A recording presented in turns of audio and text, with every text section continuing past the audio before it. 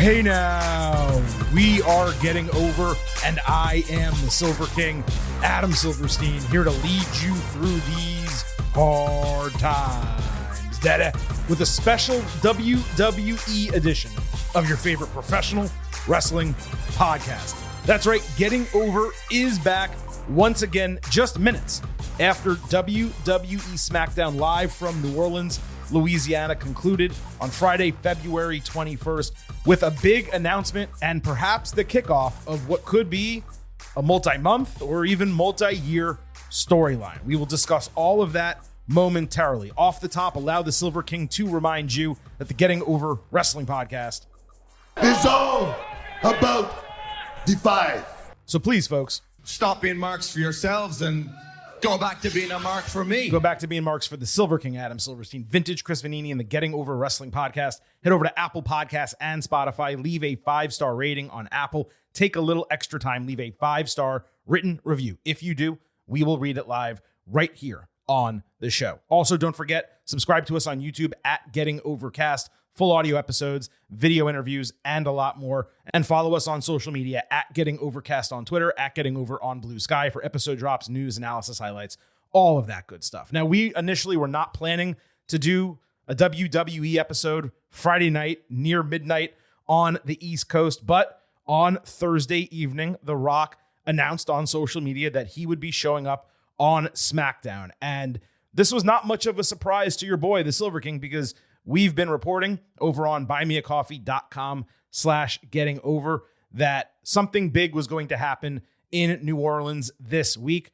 If you are a subscriber, I happen to love the number 5. I certainly hope you do as well, because for $5 a month, $50 for the entire year, you can become an official Getting Overhead. You get instant reaction audio to every major show, but you also get news analysis posts every week. And what we've been talking about on buymeacoffee.com/gettingover, what we've also shared in some ways here on the podcast is that WWE was supposed to do a WrestleMania kickoff event on the Saturday before the Super Bowl in New Orleans. And it was going to serve two purposes. It was going to kick off some storylines for WrestleMania 41, just like the kickoff event in Las Vegas did last year for WrestleMania 40.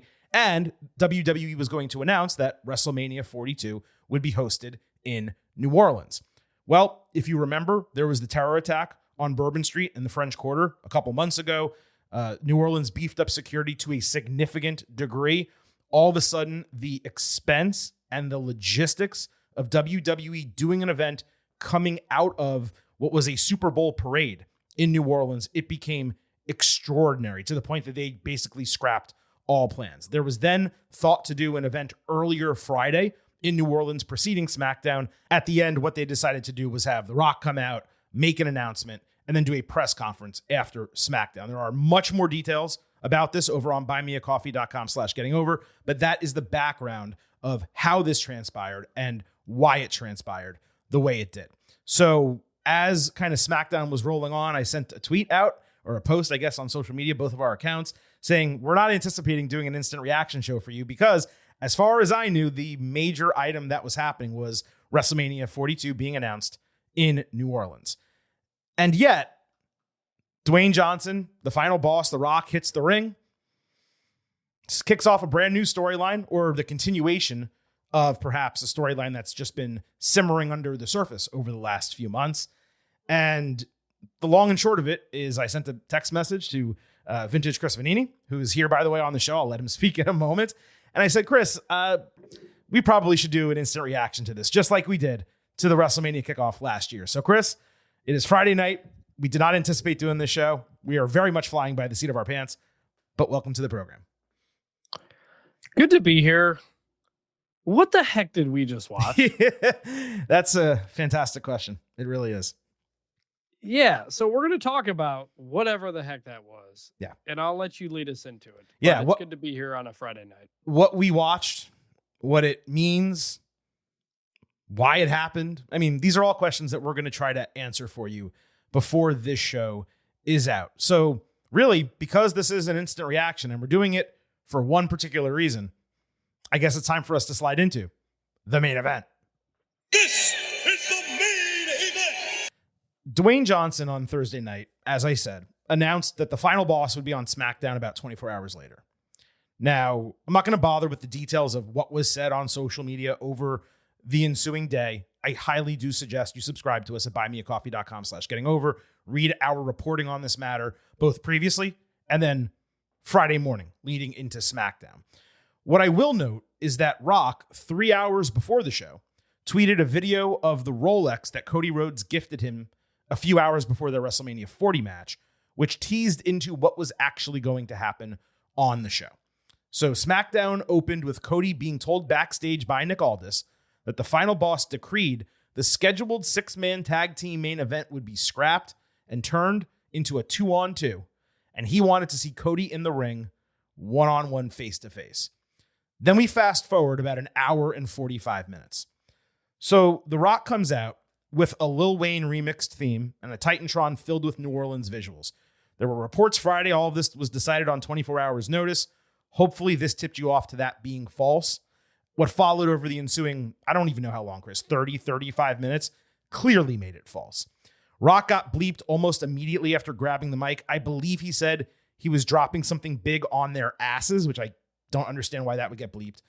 Rock announced WrestleMania 42 in New Orleans, as we reported months ago, and we teased here on the show. The dates are going to be April 11th and 12th, which is extremely newsworthy and something we will discuss at the end of this episode.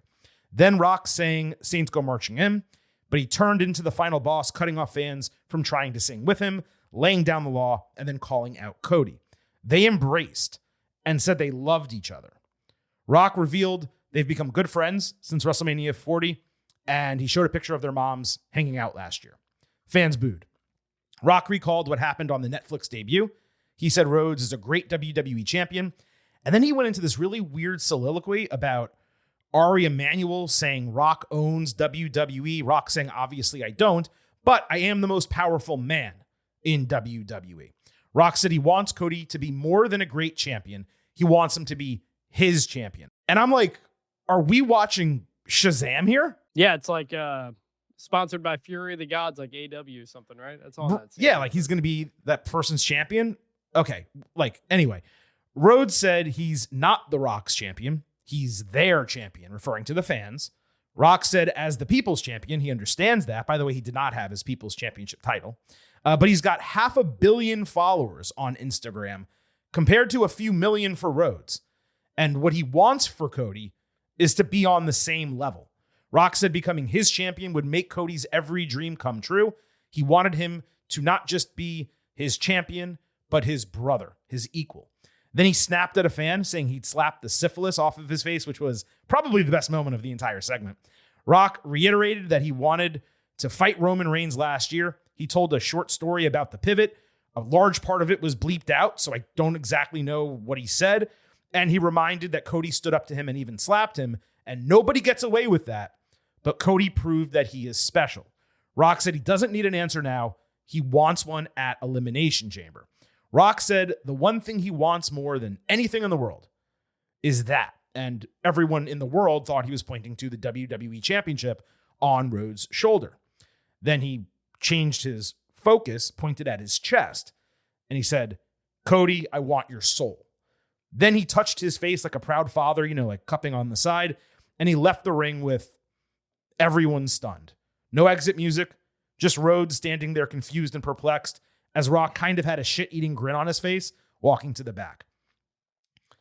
Confused and perplexed are the appropriate words, because, Chris, what the fuck was this? And let me be clear, okay? I'm not talking about the concept of it. I will be. I'm talking about the content. That too. I'm not going to be totally flippant like I'm seeing from others, suggesting this made no sense, because our listeners are getting overheads. You actually want analysis here. It did make sense. The concept is clear. We saw it with The Rock himself and Stone Cold Steve Austin, the big bad boss trying to corrupt the white meat babyface hero into selling his soul and becoming a corporate champion. Rock, in this case, has been manipulating Cody through their friendship and is now tempting him with fame and riches, the likes of which he can only provide given his legitimate, celebrity stature. So he wants him to sell out. He wants him to do a deal with the devil. That actual storyline, the concept of it, is perfectly fine. As a concept, it might even be layered and relatively great depending how it goes, all playing off their interaction from the Raw on Netflix. For a 2025 audience, perhaps it's somewhat fresh, even if for us, it comes off as trite because we've seen it so many times before. And I see that especially in this case because I can extrapolate it into a bunch of different options involving other major stars that we can talk about in a moment. So the concept on its own for me is actually fine.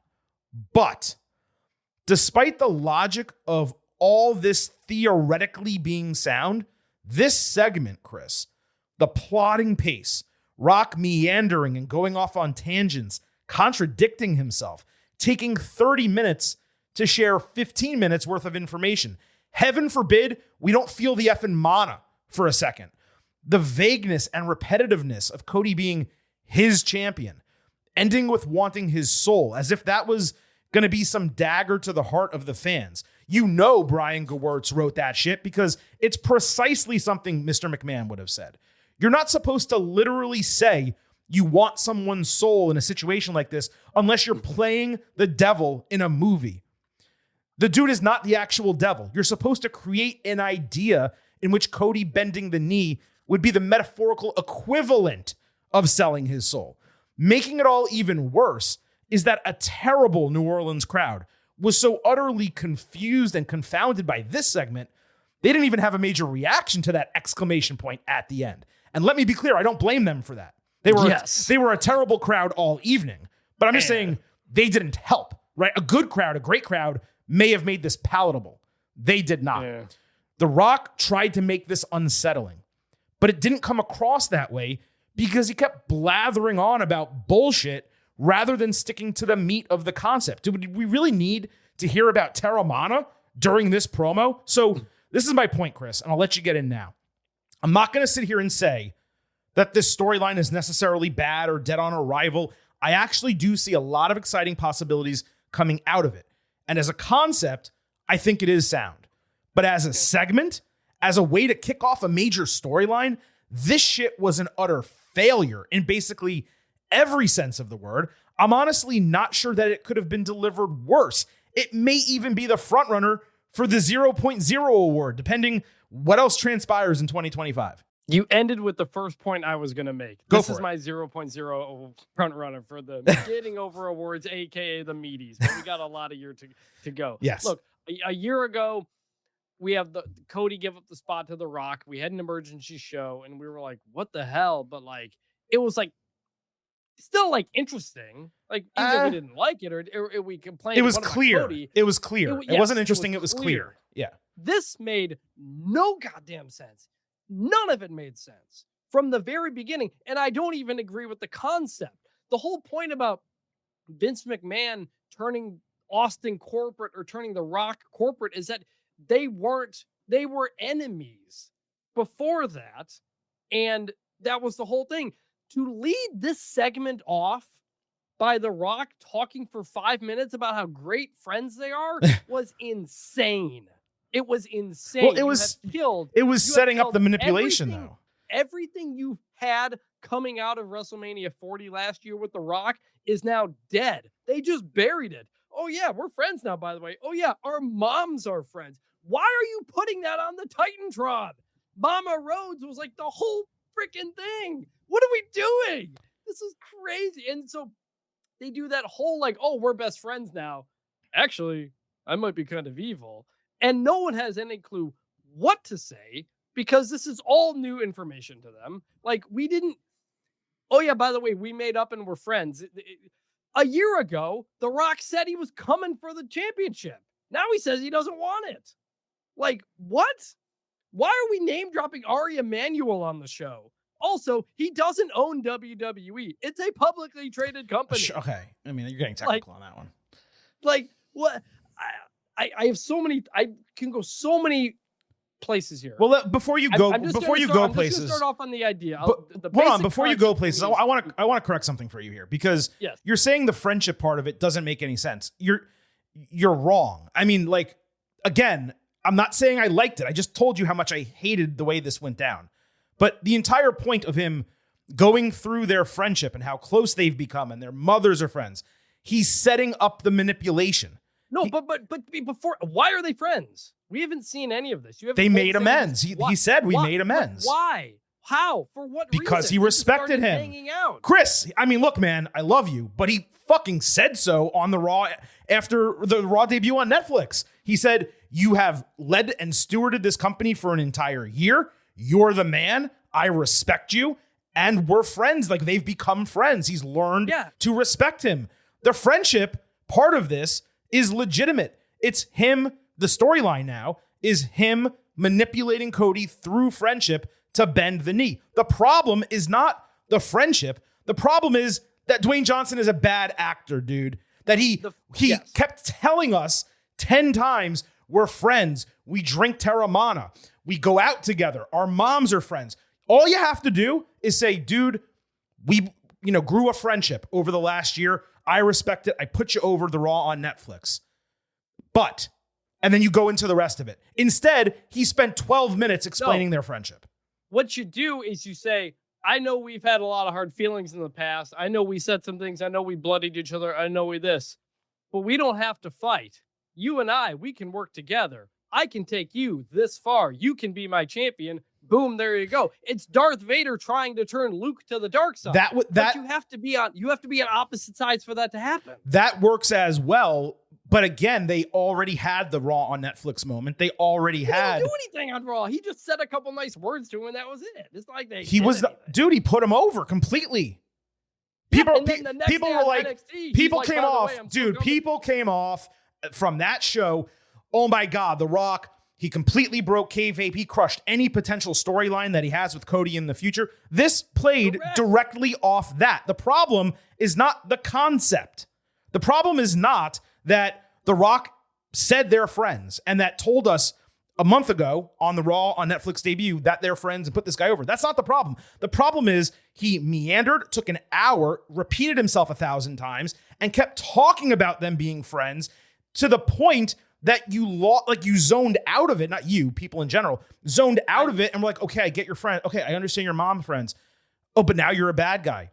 He's a bad actor, dude. He did a terrible job in this segment. Like, he kept going between good guy. He kept going between good guy and bad guy, even before Cody came exactly. Out. And nobody could, he starts singing, and then he's like, no, don't sing. And everybody's like, what? I thought we were doing this together. Right, why is he turning on us now? Yes. Yeah. So go through your other issues that you have. I had to mention that about the friendship because the concept is stupid. The concept is stupid. You can think it's stupid. You can think it's stupid, and I'm not going to disagree with you because that's your opinion. Over on The Rock spending 2 seconds to put Cody over on Netflix. It was not 2 seconds. Did not need to destroy all of everything that they had built. It was not 2 seconds. First of all, especially because he went on NXT and said, "By the way, I still want to beat up Cody and Mama Rhodes and yada yada." He tried to make up for it because he knew people. First of all, it was not 2 seconds on Raw on Netflix. The NXT thing was tongue in cheek. The pictures of them at the Moana premiere came out. The social media videos. This is really what it was. Forget the Raw on Netflix thing. The social media videos of them celebrating backstage, drinking the tequila, having a grand old time, and then Rock getting in his SUV and all that bullshit, breaking, quote unquote, breaking all the kayfabe. They're using all of that to tell this story. The friendship is not the problem. It's everything else about it. It's the fact that they discussed it for 12 minutes and he had to explain the intricacies of their friendship and all these little individual details of it and didn't just get to the point. It was his acting and his stewardship of the segment that was terrible. But the friendship aspect of it, again, whether it was purposeful from the beginning or whether it's not, and I kind of actually agree with you that it's probably a retcon of the entire deal. Like they did that and everyone's like, oh, wait, you just ruined everything. Why are you doing that? So now they're fixing it. The storyline works. The plot points of it are fine. The bigger issue is, but again, you don't have to like it. I'm just saying it's logical. The logic. You said it works. I don't think it works. Okay. So the other side of this, again, I don't like the Raw. The idea is I'll take you. I don't even know what he's asking Cody. Be better friends with me and I'll tag you on Instagram. What is he asking Cody? He's telling him to sell his soul and bend the knee and become . But Okay, go ahead. You go ahead. No. It's fine. I mean, look, I know the point that you're going to make because it's the one thing you texted me. So do you want to say it? I did text you this. So do you want to say it first regarding like that he's already corporate basically? Because I actually have an answer for you about that. Corporate Cody. Yeah. He's the big smiling, wears the suit. This ain't Stone Cold Steve Austin putting on the suit for Vince McMahon or The Rock talking about how expensive his shirts are when he joined the corporation. That's already Cody. What is he changing? So I think that is like the best possible point and really the crux of where your issue is with it. And I could be wrong. You can tell me if I'm wrong, but I feel like that's the biggest problem. Yeah. And you're right to a degree. Like Cody wears the suits and he kisses the babies and he does all that shit. He's not Stone Cold Steve Austin, who would need a makeover so he can get clean cut and go on Madison Avenue and sell advertising for WWE. But Cody legitimately puts the people first. Final Boss hates that the people chose Cody over Rocky. He doesn't want Cody to have this ideological edge, to be better than him, because Dwayne Johnson has always been about the money and the fame and all that. So what he's saying here, this is the way I interpreted it, is he wants Cody to embrace that side of it.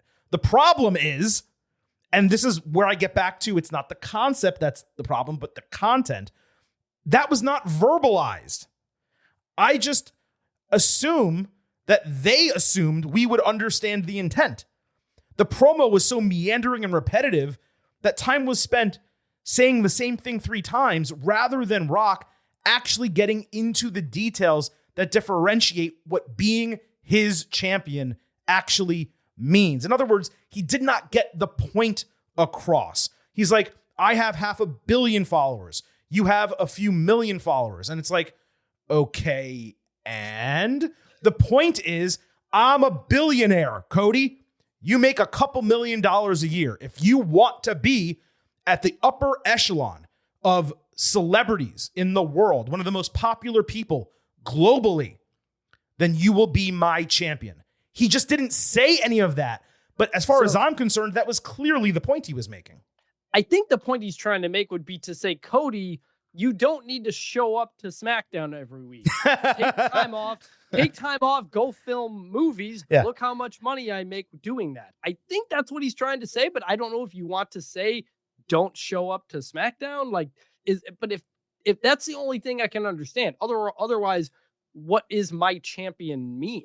Well, that's what I'm saying. I don't know that it's specifically about the not showing up to work. I thought you were making a joke because he and Roman Reigns don't show up to work. That's what I mean by not choosing the people. Choosing these other things. Yes. Go film a movie, go do this. Instead go of Hollywood. People, you don't need to show up every week. You don't Correct. need to do the house shows. That's how I took it. I took it as Rock is saying, dude, don't you remember like what happened when I left WWE? I put all this shit aside. I went and did, I was going to say Get Shorty, but I don't remember if that's the name of the movie. The second one of that film franchise. I went and did that. I went and did the Scorpion King, right? I made WWE secondary. I made myself into a massive star. If you're my champion, I can make you into one as well. Yeah. That is to me the entire crux of what he's saying. And he's manipulating him and playing on his emotions and talking about his family being set for life and all of that to get him to bend the knee, go corporate, and sell his soul. The problem is he did not verbalize and detail any of what it means to be his champion. You and I are here after midnight on the podcast, initially arguing. Now I think we've come to like a common ground of what this is supposed to be, but they didn't tell us on their 3-hour television show. And that, to me, is the crux of the issue. And it goes back to what I was saying at the beginning, Chris. It wasn't the concept that is the issue, but it was the content. This was an awful segment, and it was almost entirely The Rock's fault. It was 100% The Rock's fault. Like that might have been the worst Rock segment we've ever had, like in his career. Dude, the last few involving Rock have been rough. This one was rough. The Raw on Netflix segment was rough. That was rough because it was basic, like corporate Dwayne shout out. But you just didn't know who he was there. Like, it's like, who is this guy? What's he saying? Why is he saying it? This is so frustrating because it feels like the character he's being is Dwayne Johnson. He's not being The Rock or the final boss. He's being heel Dwayne Johnson. And yeah, I voted in the meaties for Final Boss Rock as like gimmick change of the year. I gave him Smack Talker of the year. Didn't Final Boss Rock win the meaty for gimmick change of the year? I think that one won. Yes, there were a couple others that I voted Rock that didn't win, but like we finally, after 20 years, got The Rock being The Rock last year, and people loved it. Yeah, and he loved it, and he's cutting 45-minute promos on Instagram or whatever, and you're just like, yes, he loves doing this. Mm-hmm. This is what The Rock was meant to do. He can finally just like let loose and not have to try to make people like him or do all these other things or think about his corporate this or that or that. He can just be a pro wrestler again. And coming out of WrestleMania 40, you're just like, man, Rock's going to go film movies. Mm-hmm. I can't wait till he comes back and we get this again. And there's so many cool things we're going to do. And now we've got him talking about Instagram followers and fame and Ari Emanuel. And TKO. And by the way, Mama Rose, we've all made up, even though you didn't see it. By the way, we did. Here's a photo. Like, I can't believe they just threw away so much that they had out of WrestleMania 40. Now, obviously, Cody's not going to choose to be his champion at Elimination Chamber. I don't even know what that means. Like, what is the decision? They're going to have to sell. This is what I'm saying. It's to sell his soul. It's again, they shouldn't have just put it out there of, I want your soul, dude. Like that's something that's metaphorical. But they need to be more specific than that. Like they're saying Cody's going to make his decision at the chamber. What is he like? What does he do when he makes his decision? Right. Like, yes, you can have my. Yeah, I think he's going to say, Rock, I'm not going to be your champion. There's a WWE contract with it. Like, or no, I don't give you my soul. Crowd goes crazy. What? Like circling back to something that you just said, because I think you made a really good differentiation between like good Rock and bad Rock. Okay. There's now two final bosses. There's the final boss, the kayfabe character, who sure is on the board and all that type of shit, but he is an asshole. He's a total piece of shit. He's all involved in the Anoa'i family and preserving them and wanting the WWE championship and all of that. And then there's the final boss, who is literally the final boss of WWE, the most powerful person in the company, the new chairman of the board for the purposes of this storyline. And that's what we got on Friday night. We got a boring corporate guy who's power hungry, sure, and he's manipulating Cody, sure, and like all that type of stuff is happening. But it's not the dastardly heel who we want to boo out of the building, who is going to jump on Instagram Live and drop 72 F-bombs while he cuts a live promo that goes 45 minutes, like you just pointed out. That's the exciting Rock. Not necessarily this manipulator guy who, by the way, struggles to explain his manipulation and story details because dude's not a great actor, right? That all is playing into the precise issues that we experienced on Friday night in this promo segment. And that's why I wanted to kind of contextualize it the way I did when I was breaking it down initially, because the concept of all of this, even if you don't like it, it's sound. It is something that's been done many times before, but it was executed, Chris, in such a poor and clumsy manner to the point that I wouldn't be surprised if that whole thing from Rock, and obviously they had the picture at the ready and some of the other things. I'm sure there were points that he was going to hit, but I presume the whole deal was improv. And that's what happened on that NXT promo that meandered and almost went long, and he had to tighten it up at the end to get to his point. It's what happened many times on the road to WrestleMania 40, where they just put him in the ring with a mic and he just kind of said a bunch of shit and it was verbal diarrhea of the mouth. And that happened Friday night. This should have been a 15-minute, maybe 20-minute tight segment that got in and out, and we knew exactly the points that were going to be hit, and Rock explained himself. Or if he didn't, Cody said, what does it mean to be your champion? And then Rock would explain and give the information that was missing from this entire promo.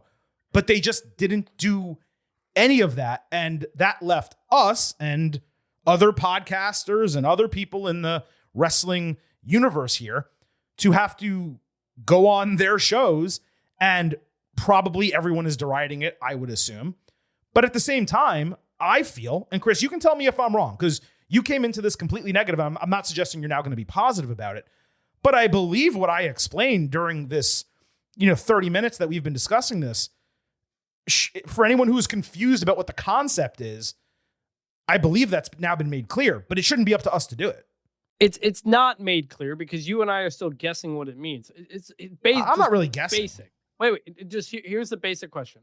When Vince asked Stone Cold to be corporate, he didn't want him drinking beer. Right. He didn't want him swearing. He wanted to be face of the company. Right. What is the ask of Cody? To put celebrity and fame and money above the people. How? By following in The Rock's footsteps. Well, what does that mean? Does that mean not showing up at WWE? This is what I'm saying. You keep talking about not showing up to work, but yes, kind of. It's about what Rock did, going Hollywood. Remember Hollywood Rock? And he came back. He's the corporate champion for Vince McMahon. Right. That's the whole. The Elimination Chamber is next week, and Rock's going to be there. So I assume they're going to have to explain that. I presume that the segment is not going to literally be Cody going in the ring and saying yes or no. I assume he's going to say, Rock, what does it mean to be your champion? Tell me why I should do this. Well, yes, they're going to. I would hope. Fingers crossed, right? And maybe he says, or I presume he will say much of what we've just talked about. But I agree that it needed to be explained, and it should not have needed to be explained. I completely agree with that. But I don't think it's so murky and vague where what I just laid out is it's not a guess. I mean, it's what he was saying. It's just me extrapolating it further and saying all the things that they didn't say, basically. So The Rock, he also basically said, I don't want the belt. Right. Which goes against what he said a year ago. He even held the belt. He made Cody give it to him. Yes, the Raw after WrestleMania.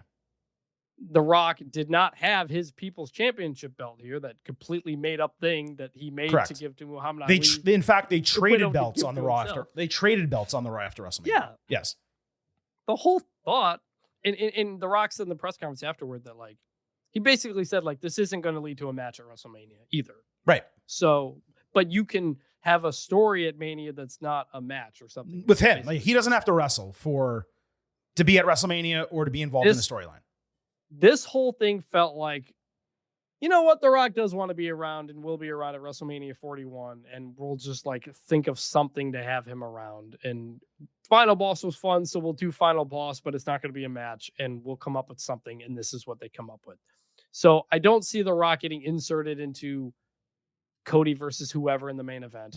I pray to God that this Rock storyline is not the focal point from Elimination Chamber to Mania. If he's involved in the main event of WrestleMania, it's gonna be. Does that mean it's got to be Punk? Because if it's Cena, so you're not doing Rock. You're not doing Rock my champion stuff in that. So right? I have 7 concepts. we can talk about that. We can talk about that in the Ultimate Preview. No. I want to talk about that right now because I said a couple minutes ago that there were some exciting possibilities coming out of the storyline kickoff, and I don't want everyone to sit around and be like, Silver King, how can you be excited about this? Let me be very clear. I'm not excited about it. As of now, it's February 22nd at midnight, just after midnight Eastern. I'm not excited about it right now. I do believe some of the possibilities coming out of it could be exciting. Those are 2 completely different thoughts. I totally believe that they can come up with something great by the time we get to Mania. They just did it last year. So these are the ways that I see this potentially going. I'm not going to drone on about this, but I just jotted down some quick items, and I want these percolating in everyone's head. And then perhaps when we move to our Elimination Chamber Ultimate Preview, by the way, that show's still coming up Tuesday right here on the Getting Over Wrestling podcast. Perhaps then at that point, we can give a prediction in terms of which one we think actually will happen, what we see happening in the segment, and how it will transpire on the road to WrestleMania. So let me be clear, not all of these are good. The first is probably the least likely of all. And that would be Cody accepting the offer, turning into Cody Lander, major babyface, turning major heel, going up against John Cena at WrestleMania. But Chris, I cannot imagine in the year of our Lord 2025, with the company doing record business, WWE turning their top star heel. So we can just write off that option, correct? I guess, unless it's unless it's heel Cody with Rock in his corner against face John That's what I'm Cena. saying. Yeah. So like it's possible, but it's random as hell. But they couldn't turn their top face heel for part-time Cena to go face and win the title. Well, Cena's not. He's not going to be like totally part-time the rest of the year. No, but 1 year Cena, like you can't completely trash your top babyface. Especially if Cena's winning 17 at Mania. So you think it's at least a possibility? I'm not ruling it out. Okay. The rest of these all start with Rhodes turning down Rock, because that's the only way I see it transpiring if he accepts the offer. It has to be against Cena, and Cena would have to beat him. Or Rhodes would have to beat him, and then Cena would have to come back and beat him at SummerSlam or something like that. So with whomever winning Chamber, Rock uses his power to book a match immediately after the Chamber is over and steal the number one contendership. Major heel heat, but it would render the entire Chamber worthless, and it would be big time McMahon booking to do something like that, like Brock Lesnar entering Money in the Bank and stealing the briefcase. I could have seen this happening 5-6 years ago. Not now, not with these guys. So I'm crossing this one off my list as well. What do you think? I could have seen it before tonight, when The Rock basically said, I don't want the belt, and things don't have to culminate in a match, which was the craziest part. Dude, it's pro wrestling. It has to culminate in a match. That's right, but if he's going ahead and saying that, then I don't think he's going to be wrestling once, let alone twice. Now, yes, I'm crossing that off as well. These other 5 all feel more likely to me. One is Rock backing Cena, with whom he went to war, and he's already put over as the steward of WWE previously. Cena becomes a tweener heel for the WrestleMania feud, adds some edge to the match with Rhodes. Don't forget how Cena entered the Chamber with that semi-heel promo after the Royal Rumble, saying him in the Chamber is best for business. I think you may have something here. How could I forget? I was there. I was at that press conference. Right. I don't see that one happening, honestly. I honestly think it's more likely Cody turns heel I think it's more likely Rock teams with Cody than teams with Cena. Well, option, whatever number this is him teaming with neither of them. So Cena not turning heel, but Rock inserting himself into the match, making it a triple threat, since he cannot trust either of them to be his champion. And then the other option is Rock inserting himself as the special guest referee for the match, so that way he has the power to decide. What do you think about those? The referee, that feels very, very possible. Yeah. Inserting himself in the match, again, I would think that if he didn't really seem to indicate today that he wasn't going to wrestle. Agreed. But I put these down before he kind of said that in the press conference. I didn't want that to play into the options. You know what I mean? Like, yeah. But guest referee, I could 100% see that. I could see that. How about one of these scenarios I just mentioned, but instead of John Cena, it's CM Punk. He's not here to make friends. He's here to make money. Paul Heyman knows the Anoa'i family, loves The Rock. He gets Punk in the main event, or helps him in the main event somehow. It could be Cena's already in there, and then Punk joins as well, let's say, like Heyman gets him in. And Rock gives Punk the opportunity that he stole from him to WrestleMania main event WrestleMania, it's late, from years ago. I think all that fits together. Possibly. Because heel Punk is pretty damn compelling in a situation like this. It is. But heel Punk is also, he is against the basis of the genesis of Punk is against everything that The Rock we got tonight is. That's the other thing. That's true. But again, he said, I'm not here to make friends. I'm here to make money. He has the Heyman favor. You could have Cena win Elimination Chamber still, and it's a 3-way with those guys, and then Rock's on Punk's side, which again would be pretty compelling. But 5 and 6, the last two here, for me are the most compelling. And really, it's where I think this should go. Because there's one name that we have not mentioned here, Chris. That's the name who makes by far the most sense. And that's Roman Reigns. So Roman should be infuriated in kayfabe and reality that Rock is even propositioning Rhodes with an offer to be his champion and brother, when Roman has been the tribal chief who Rock anointed the leader of his family just last year. Reigns interrupts at Chamber.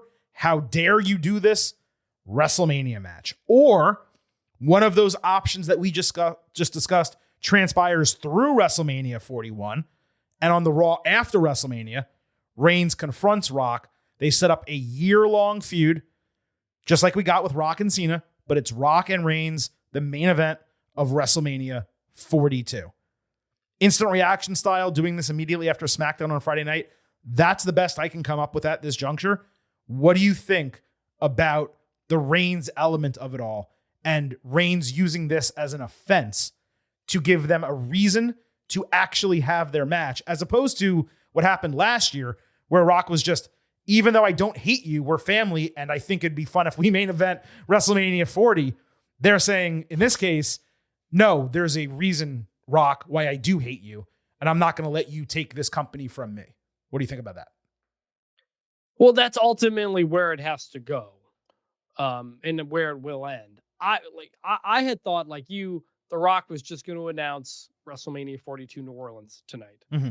Then when he started indicating like there may be something more involved, I thought he might. And then when we got the Cody thing at the beginning of SmackDown, I thought we may get Rock announcing him versus Cody in New Orleans next year. I thought they may announce something a year out. So my thought now is they've clearly indicated, I think, well, maybe not clearly, I think they've indicated Cody Rock may not have enough time to happen. Right.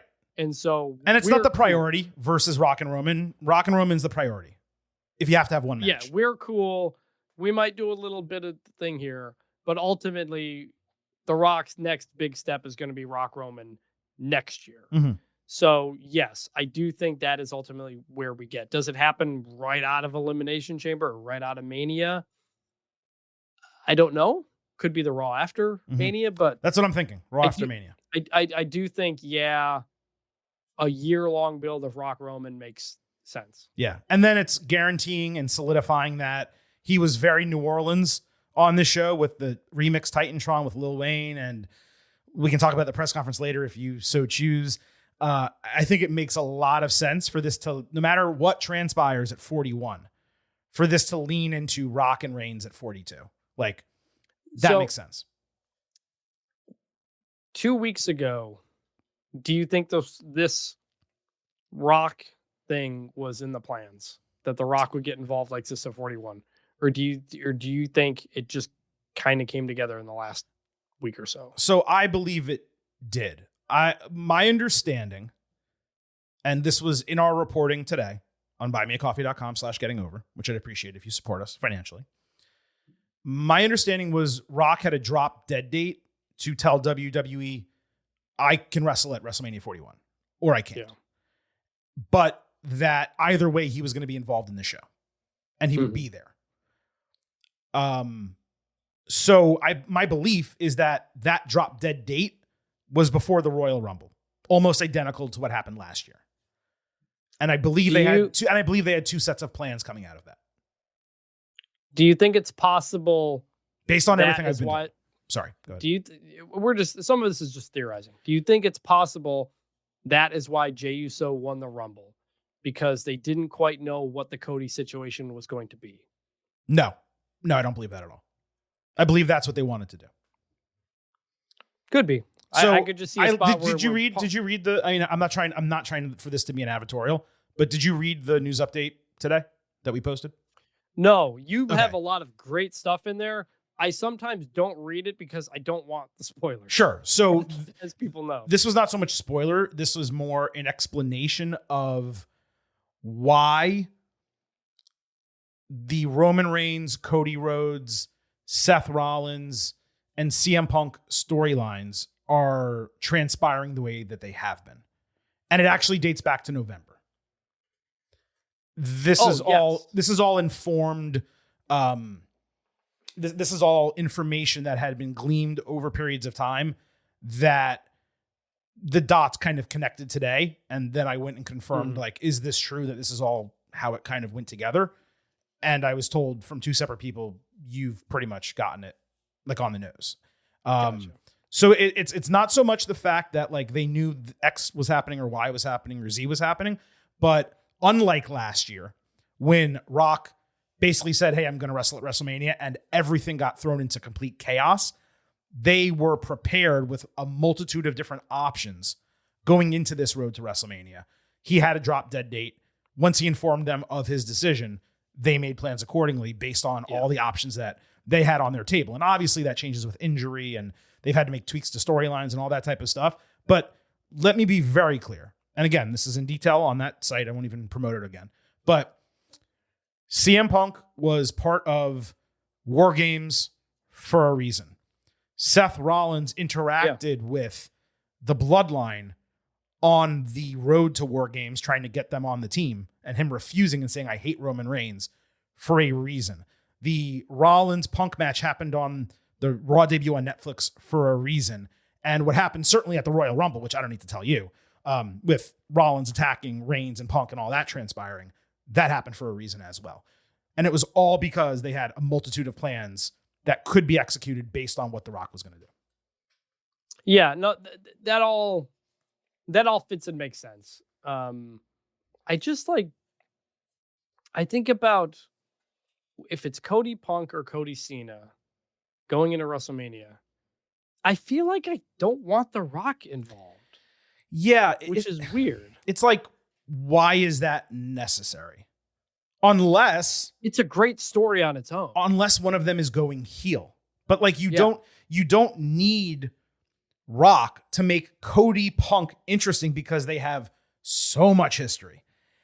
And you don't need Rock to make Cody and John Cena interesting because it's white meat babyface against white meat babyface, the two greatest of all time, or at least recent time, let's say, because of course you have to give credit to Hulk Hogan and what he accomplished and others, but Stone Cold Steve Austin wasn't a white meat babyface. Not the same. I got an idea. An idea just popped into my head. Another option here, kind of along the lines of what you said. We're booking the damn territory tonight on this show. An idea that I dismissed. Okay. I'm now kind of coming back to in a different way. Okay.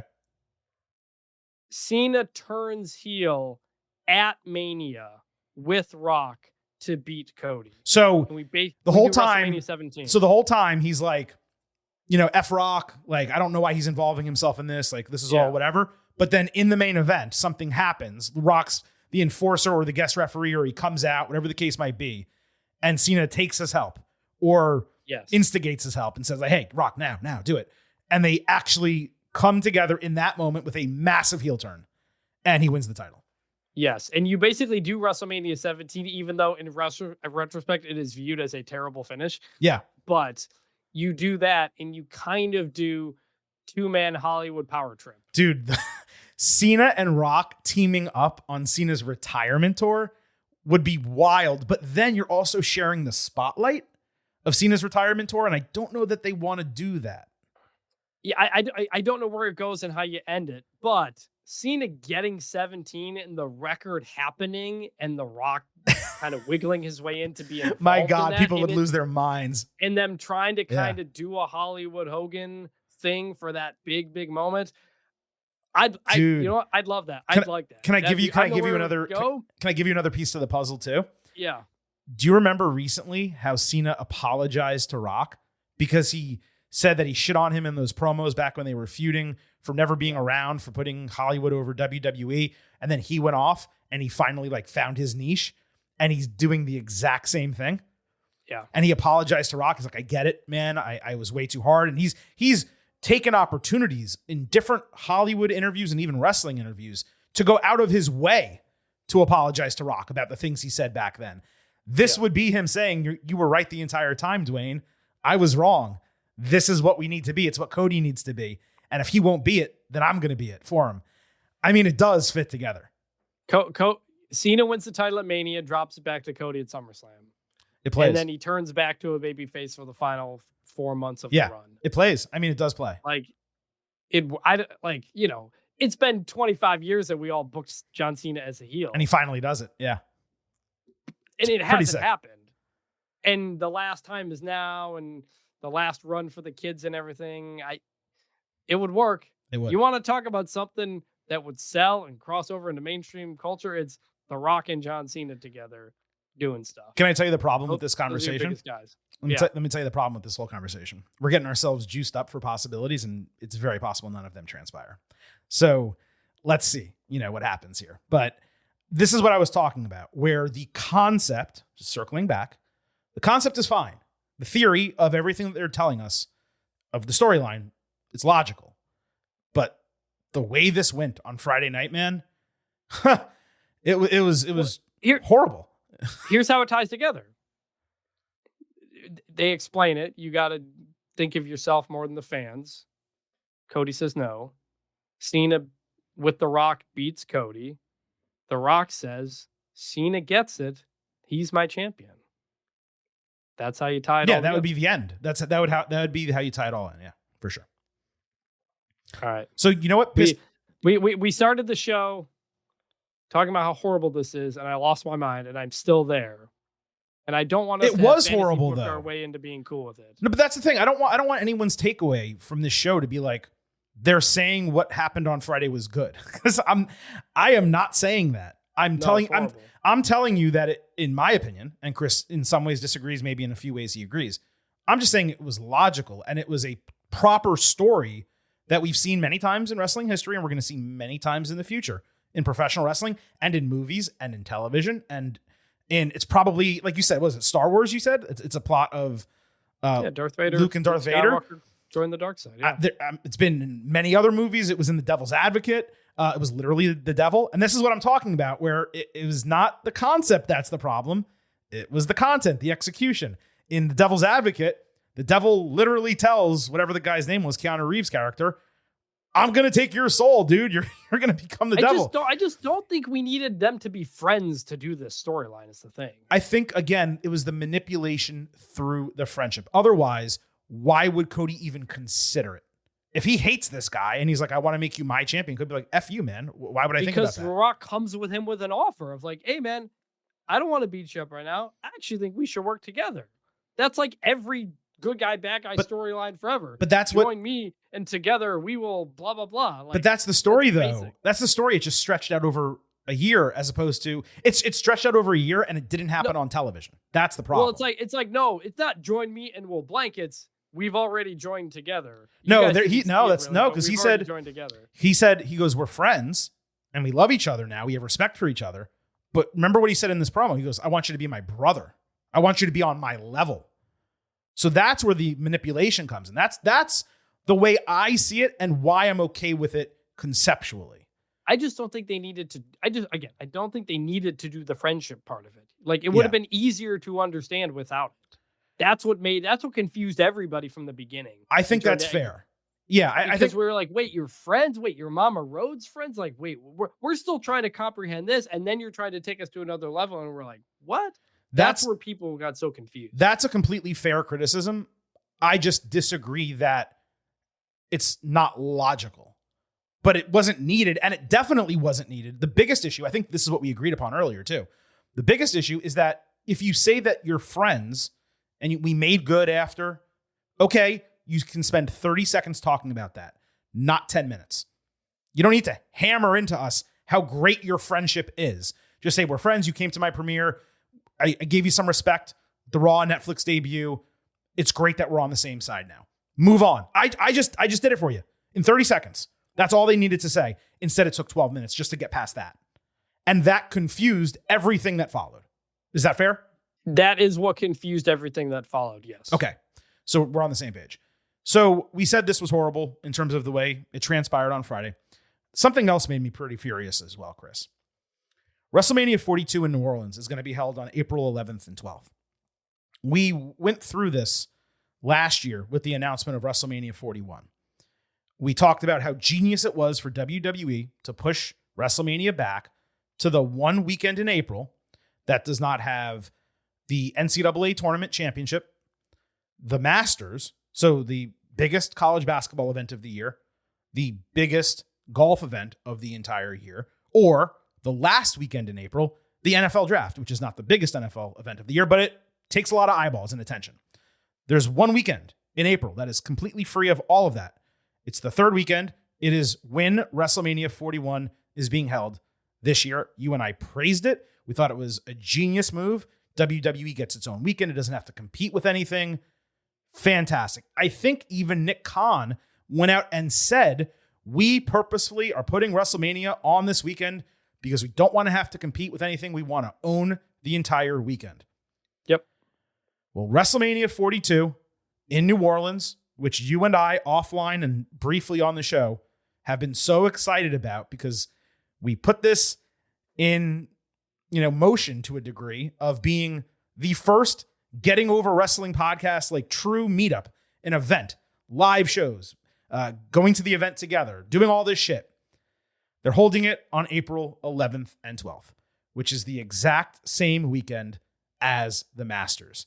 And I'm being selfish a bit when I say this pisses me off because now I cannot go to WrestleMania, which I just got through telling all of you. I had an immense time at the Super Bowl in New Orleans. I could not wait to get back. You and I have been planning something 15 months out, and now it's become an impossibility. But that's me being selfish. What about all of the other people who watch professional wrestling and watch WWE and love WWE, who now have to deal with WrestleMania on Masters weekend? Because don't forget, these shows are now starting early. So this shit's actually going to start while the Masters is finishing. Not just Saturday and moving day round 3, but Sunday, the final round of the Masters, the biggest golf event of the entire year. I assume there had to have been a scheduling reason why they couldn't do it in the third weekend in April, Chris. But this is a terrible, terrible decision. And I don't just mean for me selfishly, though it does piss me off individually, but because they fixed it. They figured it out for 2025. So how could you not carry it over to 2026? Yeah, my only thought is there must be some booking with the Superdome or the Convention Center or something else. It could be the Convention Center. That's a great point, actually. It may not be the Superdome. It may be the Convention Center. That's the issue. Or the arena. Kings. Yeah, or the arena. Smoothie King Center. Yeah. It could be one of those, which is, really disappointing for a lot of But reasons. if you're WrestleMania and these cities are bidding on your shit, and I guess maybe that's all part of the negotiation. We want this weekend. Well, we have this. Okay, have them move it. We'll give you an extra $1 million. Okay, fine. We'll go up against the Masters. Like, maybe it's as simple as that. Yeah, I don't know. And to have done before they even did it this year too. We haven't even gone through the later WrestleMania this year. So it's going to be incredible this year, the fact that it's later. I mean, again, somewhat selfishly, but I think there's a lot of people out there who are major sports fans and don't want to have two things happening at once, Yeah. Yeah, that's annoying. Also, the logo is like basically the same thing as 34 and 30 without the X's. It is, but don't forget, they will adjust it and enhance it, usually. Okay, because it didn't have a 42 on there either, which I was hoping we were getting back to. So. Well, don't forget, the Vegas one changed at least once, if not twice. 40 changed, and we've seen many other logos change from what they initially show to what they go. But maybe it doesn't, and if it doesn't, you're right. It is very basic and very repetitive, and somewhat annoying. We'll see. But for anybody thinking about going, WrestleMania in New Orleans is awesome. It's amazing. Highly recommend it. I will try to get there. I don't know if I can. I don't know if I'm going this year either. Yeah. But regardless of how you feel about the date, regardless of how you feel about what happened on SmackDown on Friday, if you have the means, particularly these days, given how expensive tickets are, book your damn hotels for New Orleans. Have an absolute blast, because I know you love Indianapolis as an event city. People talk about a bunch of different ones. There's something special, man, about the city of New Orleans, and I couldn't recommend it highly enough as a vacation spot, an event spot. New Orleans, Indianapolis, and San Antonio. There's a reason the Final Four always rotates with those three. Yeah, and I'll tell you what, I love Atlanta, but the traffic makes it impossible as an event city. You have to drive to everything. It's some of the worst traffic in the entire United States. That, Los Angeles, California. Oh my God. Atlanta was a lot better this year because they built that new hotel. Right you had the national championship. Yeah, I forgot. The CFP. They built that new hotel right next to the Mercedes-Benz, and it's like connected to the convention center. But that was good for you, the media. And I'm talking about fans. And but because there weren't a ton of hotels like around there, and adding a big one there helps, and it allows them to keep some stuff more centrally located. It helped, but it's like a brand new hotel. Gotcha. I just love Atlanta as a city, and I went there for a national championship, and it was great. But dude, the traffic was just like, it made going to all those individual events all across the city so brutal. But we're not here to talk about locations of events. I was really just putting over New Orleans. Chris, the last thing that we can discuss here, was there anything you wanted to talk about from that? I guess you can call it a press conference after SmackDown. I mean, look, part of it, look, this was all like local TV and radio. And so they're generally just going to ask about New Orleans, and that's the point of it. But considering I was at the previous press conference at the Royal Rumble, Yeah. which I don't know if I ever got to talk about this or not, but they are definitely encouraging certain questions from certain people. I think in the that's being media. very kind. Yeah.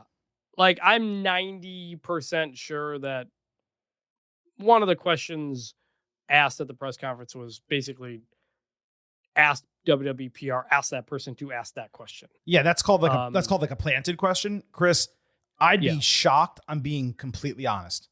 And I don't mean to deride them or I'm not casting dispersions. I'm just saying, based on my observation of watching that, I'd be shocked if those questions were not literally written and passed out on flashcards. Yeah, so I don't know about literally flashcards. I'm just saying, the way that some of those questions were being asked, it was like reading off a script. When we were heading down to the press conference at the Rumble, WPR asked me, said, "Hey, do you want to ask Hunter a question? But don't ask about the lawsuit." And I was like, at that point, I was like, it was nothing new. Like, there's nothing new to ask. Yeah, I was like, yeah, that's fine, whatever. Then they tried to get me a question. They said I text them during the press conference if I can get a question. They say, we'll get you one for Cena. Cena comes out, obviously doesn't take any questions. I don't know if they knew he wasn't going to do that or what. It's the communication's hard to say. But I was very surprised. That was the first time I'd been to a WWE press conference and didn't get a question in. Part of that is because the pay-per-view press conferences are now part of the post show, and they're throwing back to Tessitore. Yeah. And so they're kind of making them shorter. And as part of making them shorter, they're kind of like really limiting the questions that are asked. But yes, this Rock press conference was a complete waste of time. And it continues a trend of like not being worthwhile. And that's too bad. They've become less and less worthwhile the longer that they've gone. Like as they keep doing them. Initially they were, crazy, off the wall. Then some serious questions started getting asked and they didn't like that. Then they became like ridiculous with Cody and Jay showing up drunk and yeeting and that whole thing taking off. And then it's almost like they just put their foot down and like, all right, we're going to be serious. You're only going to ask questions directly pertaining to what happened on screen. They're all going to be boring or half-assed. And then when Paul Levesque comes up, we'll let one or two real questions come through and everything else needs to be, what's your favorite part of the city? And, shit like that. Yeah. So. And it's too bad because it's on WWE's part. I don't think it's not good content. It's not good content. No. It's bad for everybody. I would presume viewership of those has gone down. Maybe it hasn't, but I would presume that. Just if I was someone who watched a few of them, I'd say there's no reason for it. You and I, we didn't even like care about listening to The Rock. So like, let's just tape the podcast because he's not going to say anything. Like we knew ahead. We started recording before it ended. Right? That bad. The Exactly. Rock, yeah. So all right. Well, look, that's an instant reaction for you right here on the Getting Over Wrestling podcast. A little contentious with the Silver King and Vintage early, but we like that here. In fact, Oh, yes! I love that! many of you were probably saying exactly that, hearing Silver King and Vintage go at it a bit. I think we kind of came to a similar mind, at least toward the end. But look, we're going to have a lot more to discuss when it comes to The Rock, Cody Rhodes, WWE Elimination Chamber coming out of Toronto, the build for WWE WrestleMania 41. The next time we're going to discuss all of that will be right here on the Getting Over Wrestling podcast Tuesday in our WWE Elimination Chamber Ultimate Preview. We will break down every single match on the card. We'll talk about everything that happened across Raw and SmackDown that we have not already discussed, which as of right now is pretty much everything else.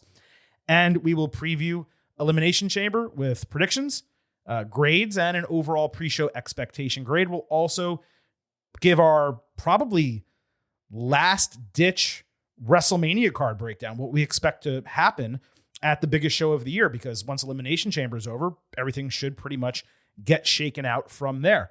So it's going to be a significant show for all of you on Tuesday. And then don't forget, next Saturday, once Elimination Chamber goes off the air, we will indeed have your Elimination Chamber Instant Analysis podcast. It's our favorite type of show to do. We love the instant analysis, love the instant reaction, and we greatly appreciate all the feedback we get from all of you. If you have questions, comments, thoughts coming out of this conversation, send them in, Jerome's. You can contact us on social media at Getting Overcast on Twitter, at Getting Over on Blue Sky.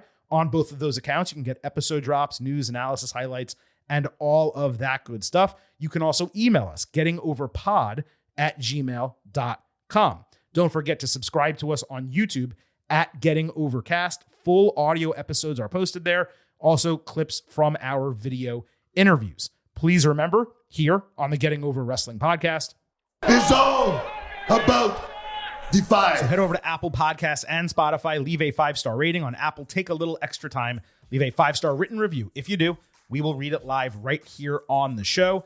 And please remember, I happen to love the number 5. hope you do as well. Hope we convinced you to head on over to buymeacoffee.com/getting over. It's $5 a month, $50 for the entire year. And really what it's about is not so much the content, it's about financially supporting the continuation of the Getting Over Wrestling podcast. But you do get instant reactions to every major show, the fastest 5 minutes in professional wrestling, quick Twitch analysis straight into your ear holes, and exclusive news analysis posts every week. Again, that is buymeacoffee.com/getting over. Thanks to Vintage Chris Vanini for jumping on the horn and cutting this instant reaction with your boy, the Silver King, late Friday night into early Saturday morning. It is time for both of us to get some rest, and it is time for Getting Over to leave you with just 3 final words.